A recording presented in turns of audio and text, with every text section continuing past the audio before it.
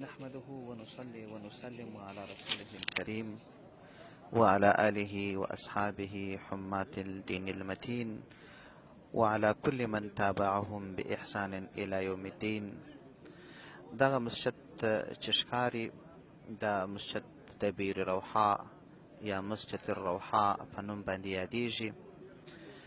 دا هغه مسجد دی او هغه ځای دی چې سید الکون صلی الله علیه وسلم د دې لارې څخه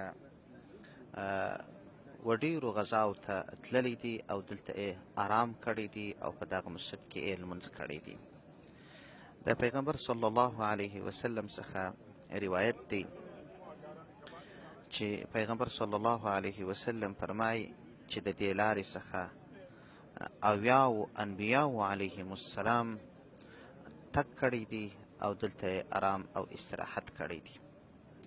پیغمبر صلی الله علیه وسلم چې به حج ته تلي پر دې لارې به یې آرام کاوه. دغه سیمه چې د روحا په نوم یادیږي، دغه تعمیر چې معلومیږي دا ته بیر روحا وایي.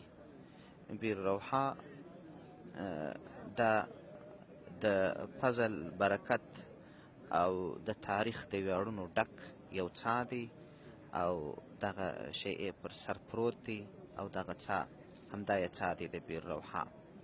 دې ته بیر روحا وایي. ډېر ژور دی او په تل کې اوبه شته، اوبه یې راپورته کېږي چې زموږ خلک په عام ډول ورته د شفا اوبه وایي. دغه ځای د مدینې منورې څخه شاوخوا 80 کیلومتره لرې دی چې پیغمبر صلی الله علیه وسلم به هر ځلې تلی او په دې ځای کې به یې آرام کاوی. د برکته ډک ځای دی. روایتو کې راځي چې د احد په غزا کې کله مسلمانان سخت وځورېدله او ظاهرا کافرانو کامیابي ترلاسه کړله. دې ځای ته چې راورسېدله بس دا یې فکر وکړي چې موږ خو پوره کامیابي پیدا نه کړله، باید بیرته ور وګرځېږو او محمد صلی الله علیه وسلم اعاذنا الله قتل کو او د مسلمانانو سم کار وکړو. خو د الله عز وجل فضل و چې دلته د قاصد ورباندې پیښ سو. د دوی په زړو کې ظاهرا وهم ور واچوي، اصلا وهم و ډار الله عز وجل په زړو کې ور واچوي. دوی ووېرېدله او تر هغه خپل شوم هدف بیرته تېر سوله. په زړه کې وهم و ډار ور ولوېدی. مسلمانان ستړي، زخمیان او ډېر شهیدان پکښې سوي وه.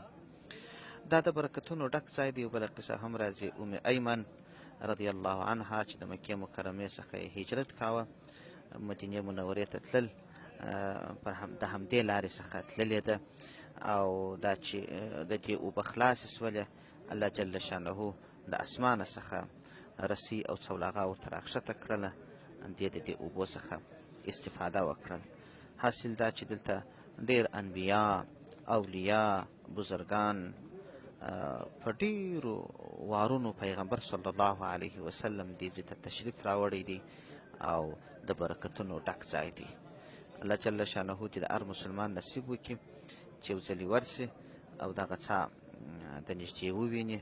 اوبه یې بابرکته اوبه دي ډېرو انبیاو. او دغه حوض چې معلومیږي دا د عباسیانو په حکومت کې دلته یو غټ حوض وکښي د دې دپاره چې قافلې به راتللې دلته به یې اوبه څښلې. دا د هغو د اثارو څخه یو اثر پاته دی.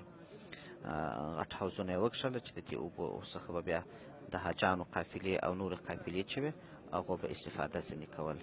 وصلی الله تعالی علی خیر خلقه.